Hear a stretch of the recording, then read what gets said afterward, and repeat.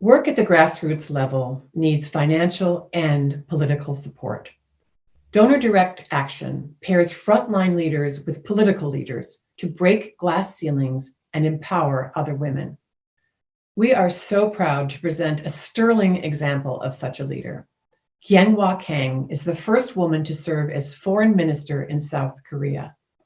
In 2005, she chaired Beijing Plus 10, the 10th anniversary of the Fourth World Conference on Women.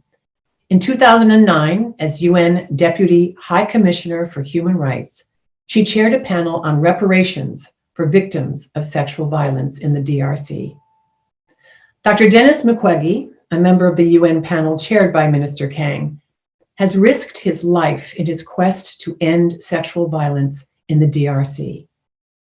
This world-renowned gynecologist, activist, and Nobel Peace Laureate is a DDA partner, and through his Pansy Hospital is the world's leading specialist in treating survivors of wartime sexual violence. Dr. Mukwege will help us honor the groundbreaking work of Kang. Dear friends, I want to thank Donor Direct Action for bringing us together and send my best wishes for this 10th anniversary. I have worked with Jessica since the creation of Donor Direct Action. It is an organization that is much needed in the world and has always been there for us in times of crisis. It's an honor to have this opportunity to say a few words about Kang, the first woman to serve as the foreign minister of South Korea. I have known Minister Kang for more than a decade, and I have seen her in action, always working for the greater good and always working to advance the status of women. I first met Kang when, as the Deputy High Commissioner for Human Rights in 2009, she chaired the UN high-level panel on remedies and reparations for victims of sexual violence in DRC. I was a member of that panel.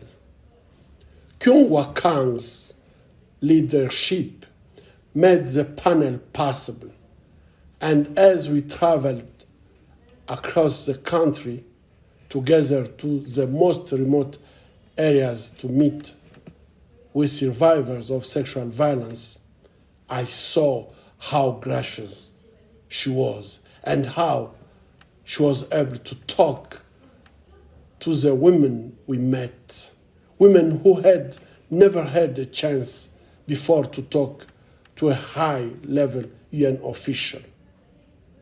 As a UN Deputy High Commissioner for Human Rights, then as a UN Deputy Emergency Relief Coordinator, and now as a Foreign Minister for South Korea, Kang has been a strong leader, always working quietly and always effectively.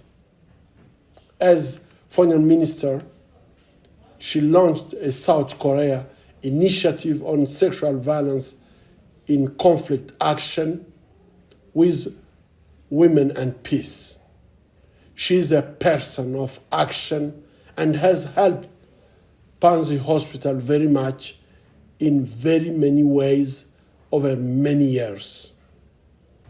From all of us who have benefited from her care and commitment to human rights, I want to thank you, Kyung, with all of my heart.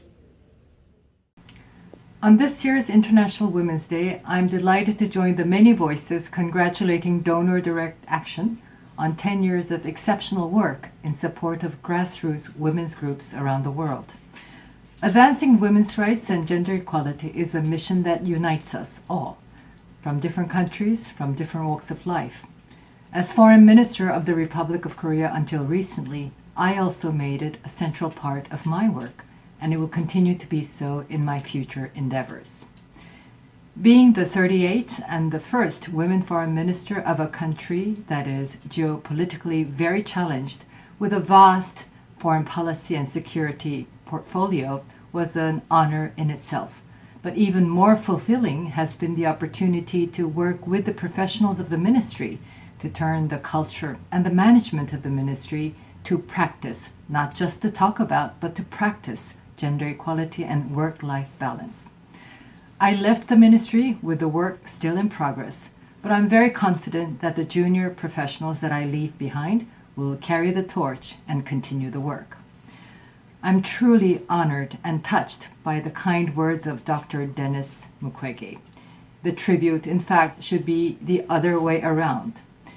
His spirit and love for humanity is so profound and so unshakable that it brings out the very best in whomever has the opportunity to work with him, and I'm truly privileged and honored to be one of them. We mark this year's International Women's Day still deep in the throes of the COVID-19 pandemic.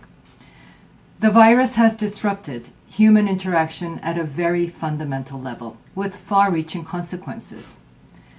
Crisis tends to expose the limits of social consensus and the finality of resources available to promote public goods, both nationally and internationally. So no wonder that the devastation of the pandemic has been hardest on the most vulnerable and the weakest members of humanity.